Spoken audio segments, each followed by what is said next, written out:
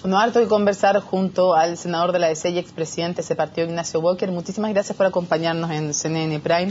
Y lo primero que quiero preguntarle es, ¿con qué sensación se queda después de la encuesta CEP? Ya le voy a preguntar de lo personal. Antes de lo personal, en lo global, ¿es para estar tranquilos, preocupados o insatisfechos? Bueno, muy buenas noches, Mónica. La verdad es que es preocupante, digámoslo claramente. Me llamó la atención especialmente el tema económico. O sea, aquellas personas que consideran que la situación económica es mala o muy mala, ha subido de un 24% hace un año y un poco más a un 42%. Y sobre todo la percepción de que va a seguir mal y que el país está estancado es de un 60 y tantos %. Por lo tanto, hoy día la situación económica, que va a empezar a generar alguna preocupación también en materia de empleo, yo creo que explica en parte, ¿no es cierto?, la alta desaprobación del gobierno de la presidenta Bachelet, así como en el primer año, de alguna manera, la forma de tramitación de algunos proyectos de la reforma educacional, especialmente el proyecto de inclusión, significó alienarse a una parte importante de la clase media vinculada a la educación particular subvencionada. Yo creo que este es uno de los aspectos más destacados, más preocupantes, y también los atributos, ¿no es cierto?, de la presidenta, no solo atributos personales, también en materia de liderazgo, evidentemente que es algo que nos preocupa. Ahora, subió la aprobación para la gratuidad para todos los alumnos, independientes si pueden o no pagar por ella. Eso sí parece un punto positivo para una de las reformas emblemáticas del gobierno. Es que yo creo que esto es muy importante destacarlo, porque los que queremos seguir avanzando en gratuidad y dar un salto adelante importante en materia de educación superior, acuérdense que ya aprobamos la ley de educación escolar, básica y media, la ley sobre inclusión el 30 de enero, la idea de avanzar en gratuidad es algo que ha ido ganando terreno, 44% como usted decía, aunque hay un 49% que sigue pensando, ¿no es cierto?, que la gratuidad debe ser para los sectores de menores ingresos. Por lo tanto, no está aquí en discusión si el país avanza o no, o debe avanzar o no en materia de gratuidad. Yo creo que hoy día esa idea ha ido creciendo y eso es muy positivo. El tema más bien se plantea en los mecanismos, las modalidades. Usted vio toda la discusión sobre la glosa 05, más allá de lo que ha dicho el Tribunal Constitucional, y eso es allí donde justamente hemos tenido los problemas, es decir, en qué política pública, qué instrumentos, qué modalidades para avanzar en la reforma tributaria.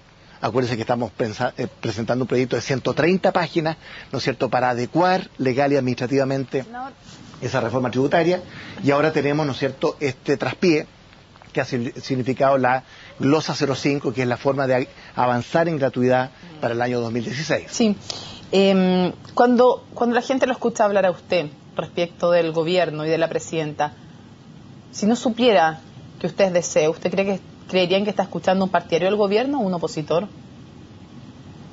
Evidentemente que está escuchando un partidario del gobierno, de la nueva mayoría, que fue presidente de la democracia cristiana, ¿y creería la gente primera al persona escucharlo? plural de nosotros.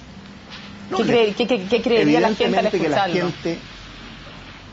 Yo creo que a la gente le gusta que las personas que ocupamos cargos de liderazgo en el Parlamento, en los partidos, en la nueva mayoría, en el gobierno, tengamos una capacidad de autocrítica, hablando en primera persona plural de las cosas que andan bien y de las cosas que andan mal.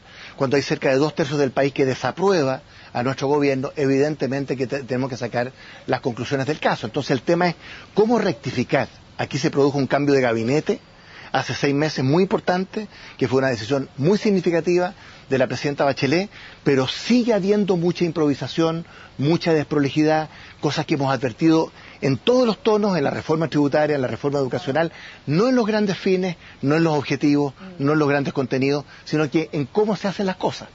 Sí. Y por lo tanto espero, ya que no hemos cumplido siquiera 2 años del gobierno, ¿no es cierto?, que es nuestro gobierno, que podamos rectificar en la manera que estamos concibiendo las políticas públicas en educación, en salud, ¿no es cierto? Usted ha visto el tema de la gratuidad, ¿no es cierto?, cómo ha sufrido este traspié, y eso nos debe preocupar. Senador, que sea casi, porque no fue el peor evaluado, pero estuvo ahí casi, de colista casi, Jorge Pizarro, el presidente de la DC. ¿Es para preocuparse también? ¿Es bueno que siga al mando la democracia cristiana, Jorge Pizarro?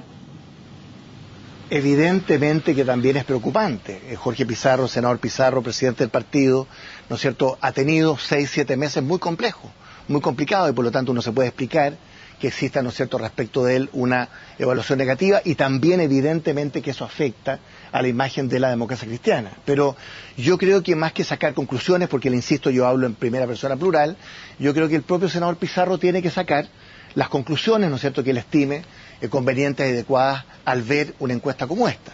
Pero más que apuntar con el dedo o personalizar, yo me pregunto qué es lo que los demócratas cristianos...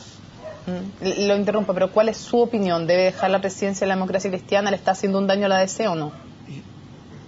Yo siempre he dicho que esta es una decisión personal que tiene que tomar él. Él tiene una legitimidad de haber sido elegido con un 72% de los votos al interior del Partido Demócrata Cristiano en el mes de abril. Yo le entregué, ¿no es cierto?, el bastón de relevo del partido en esa oportunidad, pero evidentemente que en estos 6 meses el deterioro de la imagen del presidente del partido también afecta, por supuesto, al partido político. Eso ocurre con cualquier colectividad en el país en que la imagen del partido está muy vinculada, ¿no es cierto?, al presidente de ese partido. ¿Y qué debe hacer alguien que está dañando la imagen de su partido desde la presidencia? Es que yo lo último que haría, Mónica, es pautear por la prensa al presidente de mi partido, con quien además tengo una relación bastante estrecha. Hemos conversado estos días de muchos temas de educación, salud, temas laborales, tratando de aunar. En pro del tiempo, entonces vamos a otro tema. ¿Qué le dice usted que Giorgio Jackson sea en esta encuesta CEP el político mejor evaluado? ¿Qué mensaje le deja a usted? A mí me parece bien. Yo creo que la gente valora, ¿no es cierto?, el cambio generacional. Una nueva generación que tuvo dirigentes estudiantiles muy destacados el año 2011, que hoy día están en el Parlamento.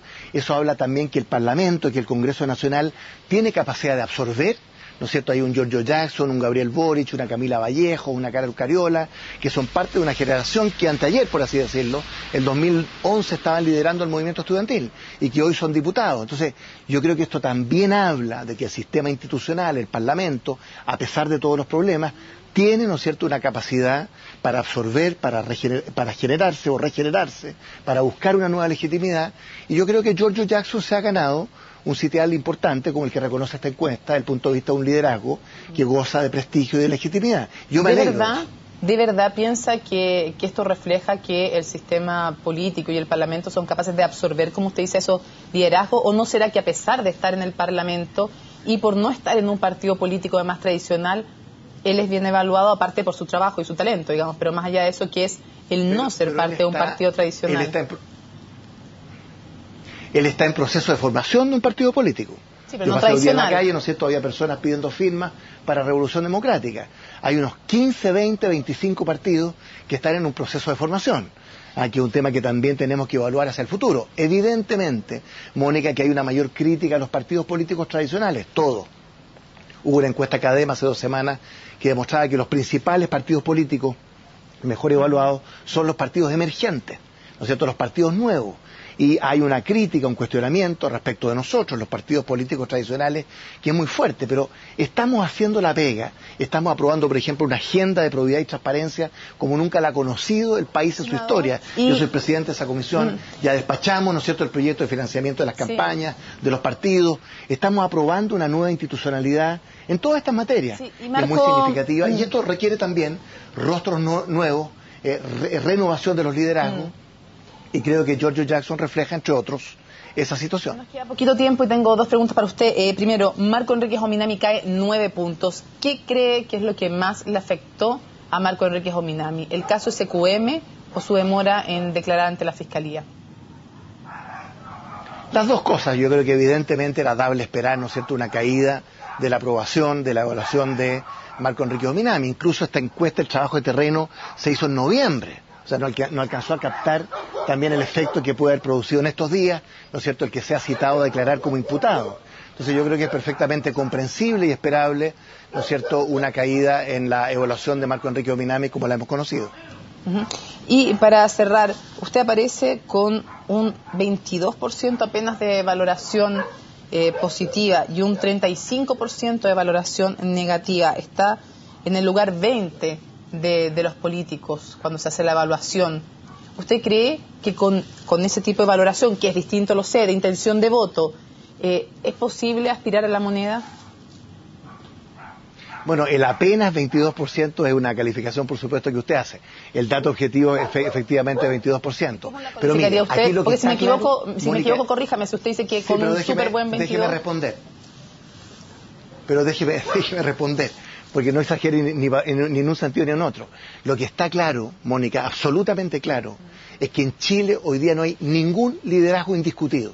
Muy distinto a lo que era el Chile hace 2 años de la presidenta Bachelet o la candidata Michelle Bachelet, que tenía un tremendo liderazgo que copaba el espacio político. Entonces lo que hay, más bien, es un terreno virgen para la emergencia de candidaturas presidenciales, y el hecho de estar en el radar entre los 20, 25 primeros, al margen de la situación personal, porque hay muchos liderazgos que ahí se mencionan, creo que evidentemente hay un potencial desde el punto de vista de conocimiento, de evaluación, no hay una pregunta sobre intención de voto, entonces lo importante es que no hay un liderazgo indiscutido, ¿no es cierto?, y que el terreno de alguna manera es fértil para que emerjan nuevos liderazgos, y lo que yo he sostenido siempre, usted lo sabe, lo hemos conversado, es que la democracia cristiana tiene que construir una opción presidencial.